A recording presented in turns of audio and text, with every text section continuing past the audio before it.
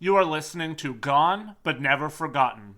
Our topics can include, but are not limited to, murder, sexual assault, graphic and gruesome details, and more. These topics are adult in nature and are not meant for everyone. Listener discretion is advised. On April 1st, 2014, two Dutch students disappeared while hiking along the Pianista trail in Panama. The two young women had traveled from the Netherlands to Panama to help within some local communities, volunteer with local children, and learn a little bit of Spanish while also relaxing and taking in the sights. After being in Panama for just over 2 weeks, the two girls ventured out for a hike and shockingly did not return. There are numerous theories as to what happened in this case. A lot of interesting evidence and more questions than answers across the board. Welcome to Gone But Never Forgotten, Episode 20, Gone Travellin, the mystery surrounding Lisanne Froon and Kris Kremers.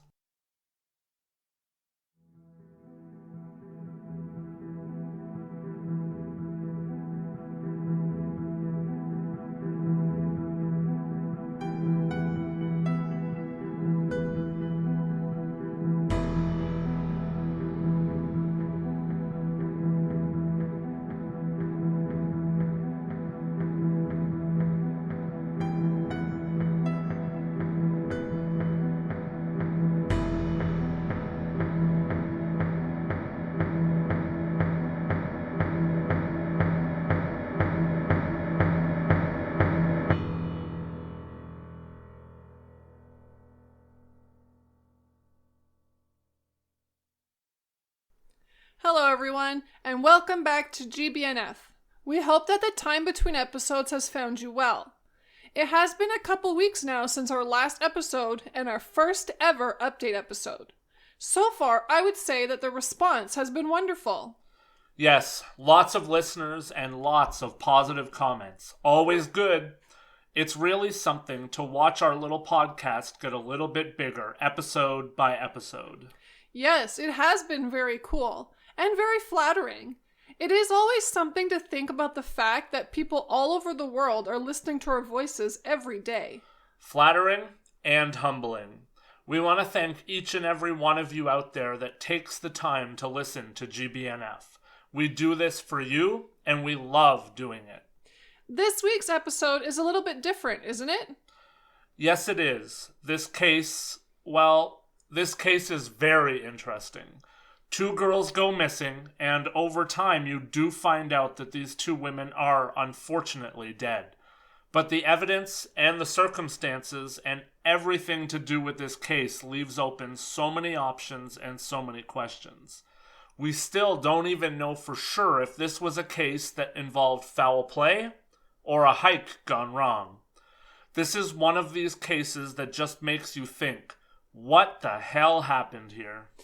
Yeah, I think that part of the allure and confusion with this case also is that not too many people really have been to Panama. So we'll try to set the scene a bit for you also in this episode. Let's get down to business.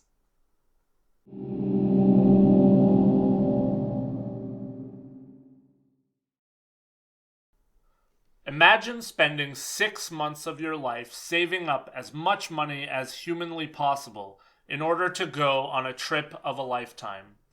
That is what Lisanne Froon and Kris Kremers, two young Dutch students, did from 2013 to 2014.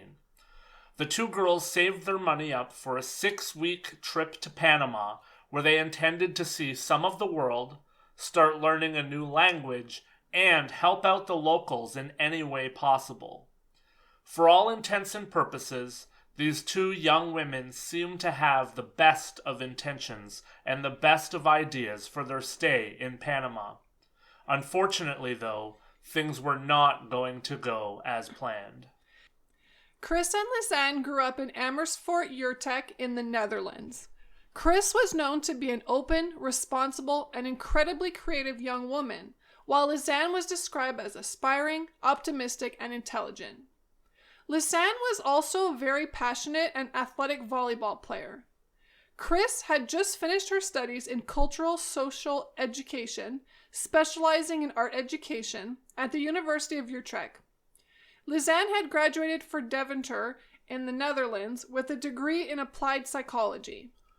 Both women had downsized prior to their trip, moving into a dorm room together in Amersfoort, and both were working at a cafe called In den Kleinen Hap.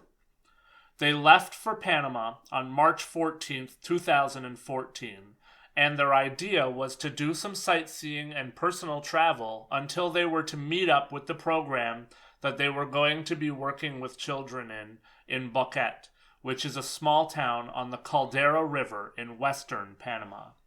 However, there was a miscommunication between the women and their liaison in Boquete, which caused them to arrive a week earlier than they were expected. In a diary entry by Kris, she said that the conversation that had with their liaison in Boquete was, quote, rude and not friendly, unquote. She also noted that, quote, tomorrow they will try and get a hold of the head teacher. This was a real disappointment, unquote. The date of that diary entry from Kris was April 1st. The women had also made plans to do a little bit of sightseeing on that particular day. The women had so much desire for two main things on this trip. One, to volunteer with local children, and two, to see as much of Panama as they possibly could. As such, they also had made plans with a local guide on April 2nd, so that they could hike and explore some of the more rugged and difficult areas and terrain. On April 1st, though, one day before the guided tour, the women decided that they wanted to explore the area around the Baru volcano, an active volcano. The trail around the volcano is noted by locals and geographical experts not to be that difficult to traverse and explore as long as one stayed on the trails. The trail is about 3 miles in length, and the vast majority of tourists that traverse this area have little to no problems doing so.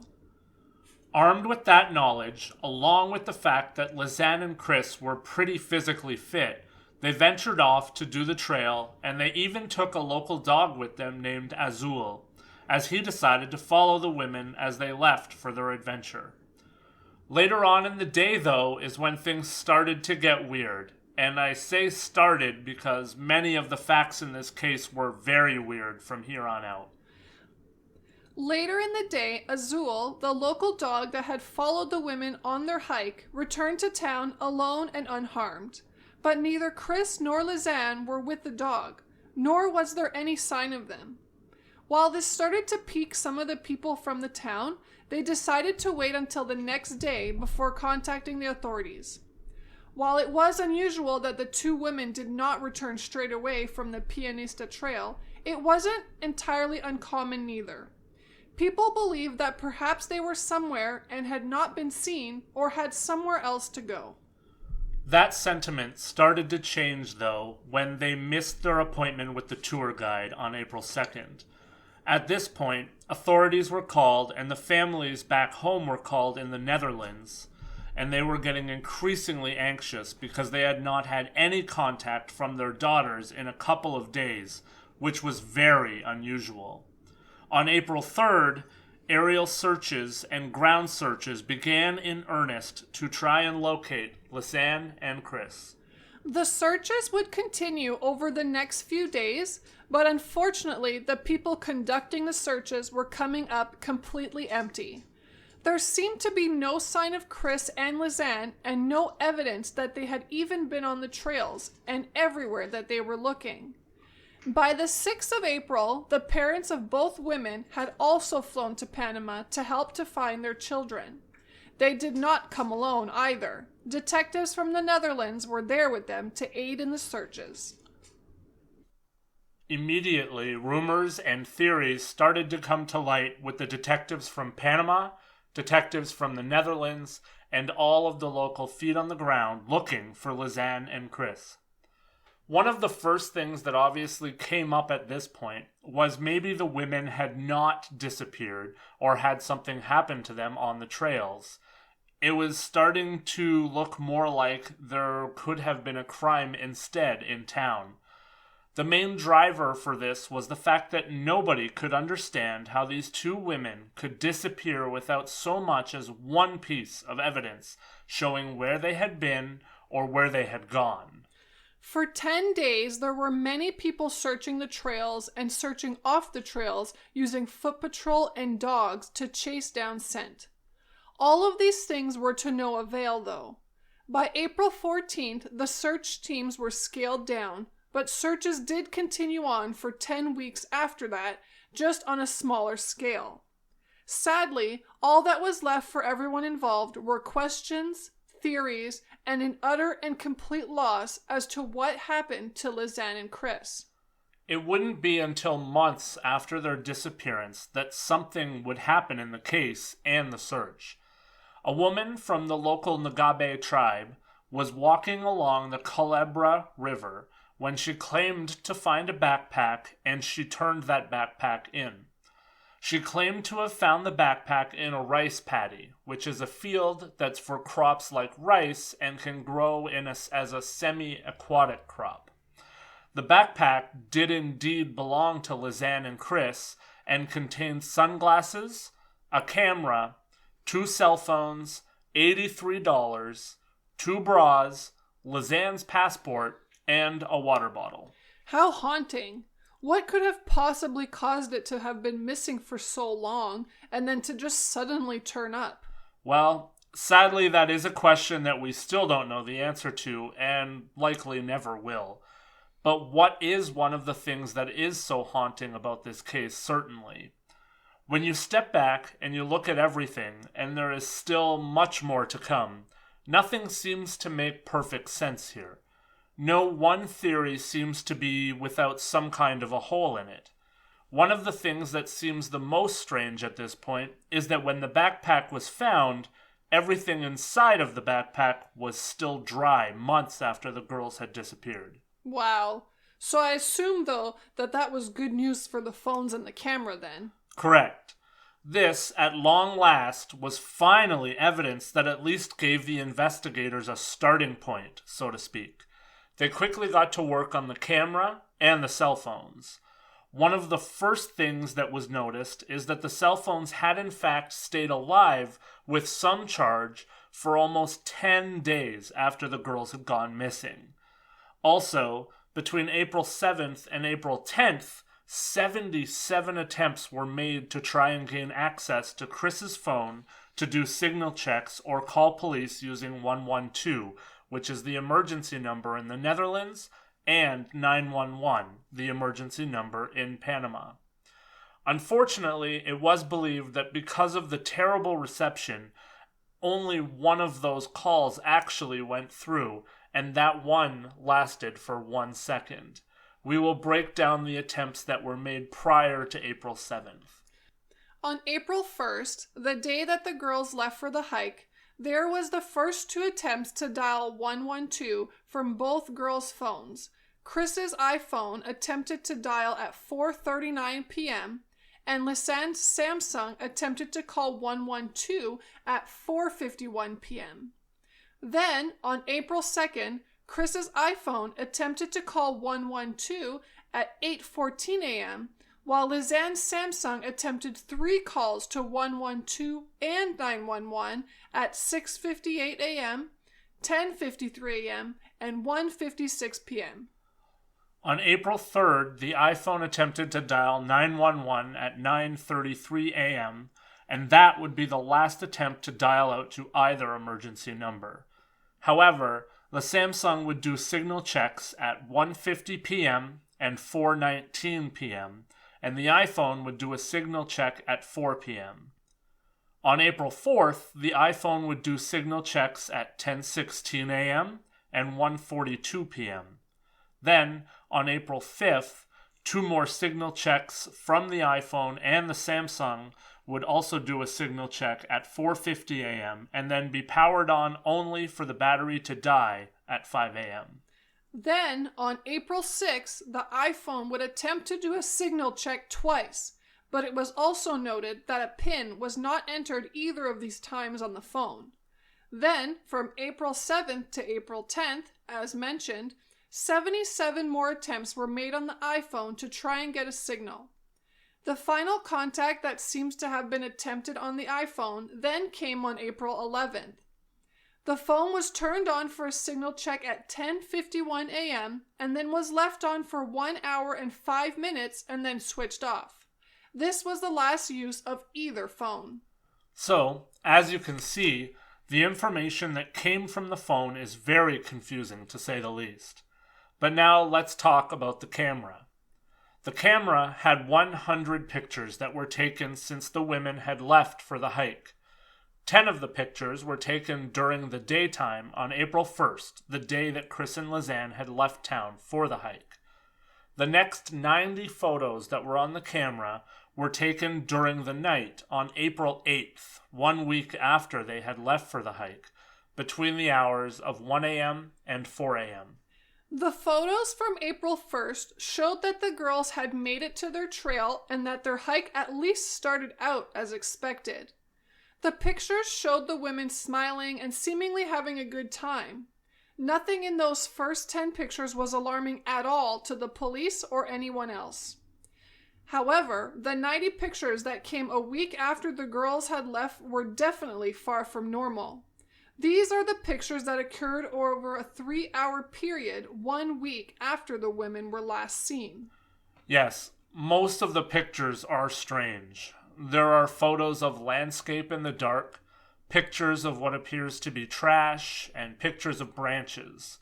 There was also a picture of toilet paper, and in one of the photos it appears to be a picture of Kris's hair and the back of her head. I'll add a kind of a note that there is a lot of discussion online. People have kind of blown up the image of the back of what is believed to be Kris's head, and some people think that there's a spot of blood. Others think that it's just a darker patch of hair. Interestingly, there was also one picture that was deliberately deleted off of the camera as well. The file could never be resolved from the camera. The photo that was deleted was the picture that would have been between the pictures taken on April 1st and the photos that were taken on April 8th. The photo was not deleted off the camera itself, it was deleted in some other way. What does that even mean? To be completely honest with you, I'm not sure. I couldn't really find anything more on that. I don't know if that means that someone had access that wasn't with the camera or on the trip, or what exactly that means. It could be that they deleted something off of a cell phone if they were putting it onto a cloud or something. That would be my best guess. Maybe someone somehow could have gotten access to the pictures before the camera was found, but I'm just hypothesizing at this point. Alright, yeah, I can't make heads or tails of that either. Anyways, needless to say, when the backpack was found, searches continued anew with an idea of perhaps where the woman had been when they went missing. They had an area to work with. In a short amount of time, not far from where they found Lisanne's backpack, they found a pair of Kris's denim shorts. There was a long-time rumor that the shorts were found neatly folded up and zipped up, but that was proven to be false in 2021 when pictures were released that showed that the shorts were not found all neatly packed. For the longest time, I was super confused by the shorts. I was actually happy in a way when they disproved the rumor and didn't actually hear about that change with the shorts being folded versus not until I was researching for today's show. 2 months later, while continuing to search as best they could in the area, finally they found even more evidence, and unfortunately, even though expected at this point, the evidence proved that the women had in fact died after whatever happened on that hike. The police found a pelvic bone and a boot that still had a human foot inside of it. Soon after that, more bones from each woman were found. There were definitely some very strange things with the bones as well. Lisanne's bones looked like they had decomposed naturally based on the amount of time that the women were missing. There were still bits of flesh left on her bones that they found. Kris's bones, however, were pure white and had the appearance of bones that had been bleached. Only 2 bones were ever proven to be Kris's, the pelvic bone and a rib bone. A total of 33 human bones were found scattered in the area. It was reported that the bones weren't just Lisanne and Kris's bones, but that they also belonged to 3 unknown people. Because of the shape of the bones that they found, and of course because they didn't have a lot to go with, forensic pathologists weren't ever able to determine a cause of death in either case. The official ruling by the authorities was that Lisanne and Kris's deaths were caused by a hiking accident. Despite the fact that there are many reasons to believe that this was exactly that, a case where 2 women ventured further into the jungle than the trail allowed and then faced some kind of trouble, whether that be getting lost, getting injured, or some combination of those 2 things. There are also many puzzling things about this case for sure. The thing that stands out to me the most, I think, is the difference in the bones that they found from each girl. How do they wind up so different when you would make the assumption that they died around the same time? I probably don't know enough about bones and the way that they decompose to give anything more than a guided opinion here, but yes, that's something that puzzles me as well. I read in a few places that skin and bones from Lisanne was found in August of 2014 was only at roughly the 3-week stage of composition. Considering that that was found 4 months after she disappeared, that's definitely something strange. There are a lot of things that I read about this case that were baffling. Some of which we haven't talked about because I try not to share too much of other people's opinions for fear of them coming across as fact when we report it. I think the main thing that's strange is that the remains and all evidence was found so far away from the trail that they were meant to be hiking on. Yeah, that one is strange also. Generally, you would think that venturing beyond a trail in a new country is something that you would think twice about. Definitely not a smart idea. Heck, even in your own country it is dangerous. Let alone somewhere where you don't probably know all of the animals and such that you would come across. For sure. That's actually where I kind of want to wrap this story up. Pianista is definitely a place that has a lot of unknowns that could have played into this case. These disappearances and even a lot of the evidence that people seem to think were doctored. Parasites in the jungle, dysentery, toxic plants, toxic fruits, venomous animals, unknown insects. These are all things that are native to the area that could easily have contributed to everything that we know happened here. Not to mention, starvation is obviously something that could have come into play also. Whether one of the women was injured or not, at some point, these women needed to eat. And like you said, they likely would not know all of the plants in that area, even if they studied them before the trip. If they got hungry enough, it could simply be as simple as eating or drinking the wrong thing that could have led to their untimely end. Exactly. There are many theories around this case. Murder, of course, by a gang or one of the indigenous tribes of the area. Being eaten by either cannibals or animals is definitely a possibility as well. There really are a plethora of things that could have played a part, small or large, in this case for sure. The reality is that we're likely never going to know what happened for certain. What do you think, Julie, based on the facts that we laid out here? I think that a hiking accident is definitely, obviously at the top of the list for what happened, but the thing that just keeps bothering me is the bone they found that said that it looked like it had been bleached. So I find, if it was a hiking accident, why was that bone in that condition? So, that's the only thing that's making me kind of think it could be, a murder or a crime as opposed to just an accident. Yeah, I guess one of the things there, too, is, the fact that they said that there were also bones in that area from 3 different people. Mm-hmm. That's one thing that stuck out to me. Yeah. I'll even say while we were recording, I kind of like didn't think about it when I was writing this up, and it was like, oh yeah, like it's kind of crazy that they would find other people. Yeah, bones from 5 people. Yeah. In this small area, Yeah. and I mean, sure, it could just be that people did hike too far and animals got there and got to their remains, kind of thing, but still, like, pretty strange. That is pretty strange. And I know you said, like, if they go off the trail, then those things could happen. But the trail itself was pretty simple. So it's, like, kind of an odd place for all these things to happen. Yeah, for sure. So what are you kind of thinking about this whole thing, Lance? I have to err on the side of saying that a terrible series of events happened here. In my opinion, the women went beyond the trail, and that was obviously the first mistake. I read from excerpts from their diaries that led me to believe that Lisanne had a previous injury also to her leg that she may have gotten while she was on the trip. But whether that's factual or not doesn't actually matter too much to me. Looking at call logs and the way that their phones were utilized, I actually think that something happened to Kris first.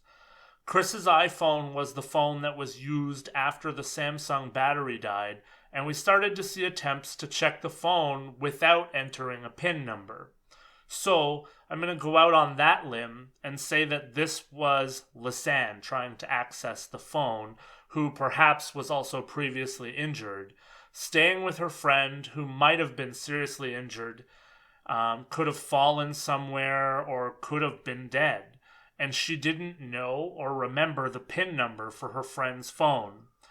From there, I think that the elements probably took over, whether that was weather, animals, or any of the other things that we mentioned earlier.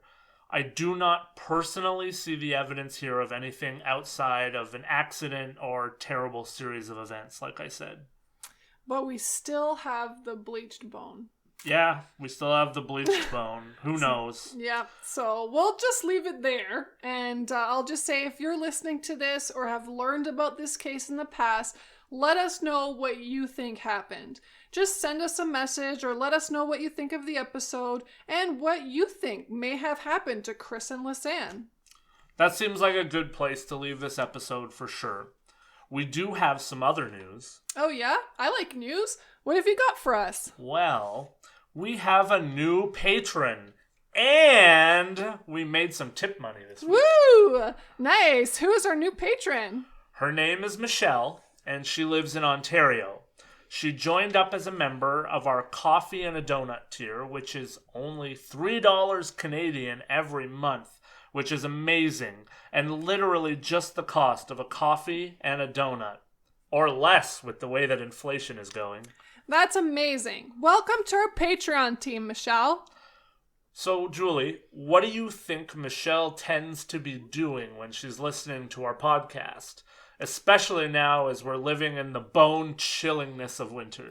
Well, I think, considering how much snow we've had lately, I bet you she's going down the slopes on her skis, and then when she goes to warm up in her fancy warm chalet, she puts on GBNF just to kind of relax and warm up.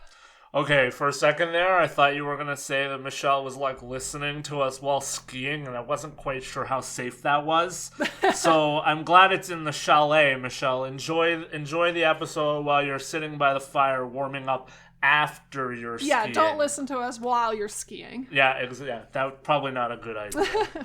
Also, you said that we got a one-time donation as well. Yes, we sure did. We received a PayPal donation at our email address from Patrice Lafon.